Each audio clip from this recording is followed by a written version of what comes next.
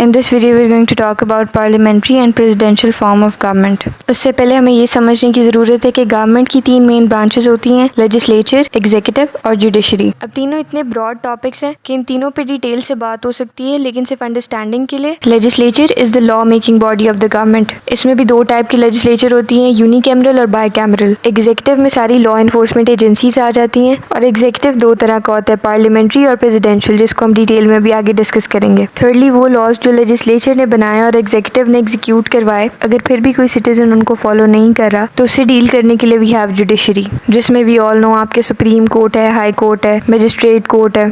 Back to the topic, executive में parliamentary और presidential में क्या फ़र्क है। अगर किसी कंट्री में पार्लियामेंट्री फॉर्म ऑफ गवर्नमेंट है तो उस कंट्री में मिनिस्ट्री ऑफ फॉरेन अफेयर्स का, मिनिस्ट्री ऑफ डिफेंस का, मिनिस्ट्री ऑफ एजुकेशन का और तमाम लॉ इन्फोर्समेंट एजेंसीज का जो हेड होगा वो प्राइम मिनिस्टर होगा और वो प्राइम मिनिस्टर लेजिस्लेचर इलेक्ट करेगा। फॉर एग्जाम्पल, जैसे पाकिस्तान में पार्लियामेंट्री फॉर्म ऑफ गवर्नमेंट है तो हम लोग जब वोट्स डालते हैं तो हम MNA सिलेक्ट करते हैं। MNA का मतलब क्या है? Member of national assembly. Her MNA national assembly में अपने इलाके को रिप्रेजेंट करता है। फिर नेशनल असेंबली में वोटिंग होती है और वहाँ से आपका प्राइम मिनिस्टर इलेक्ट होता है। चूंकि ये प्राइम मिनिस्टर लेजिस्लेचर से इलेक्ट हुआ है तो ये प्राइम मिनिस्टर डायरेक्टली जवाब दे लेजिस्लेचर को। प्रेसिडेंशियल फॉर्म ऑफ गवर्नमेंट में एग्जीक्यूटिव का जो हेड होता है, head of all ministries and all law enforcement agencies, president होता है और वो प्रेसिडेंट लेजिस्लेचर से इलेक्ट नहीं होता बल्कि डायरेक्टली अवाम उसको इलेक्ट करती है बाय वोटिंग। अब क्योंकि प्रेसिडेंट लेजिस्लेचर ने इलेक्ट नहीं किया तो प्रेसिडेंट लेजिस्लेचर को नहीं बल्कि डायरेक्टली अवाम को जवाब दे होता है।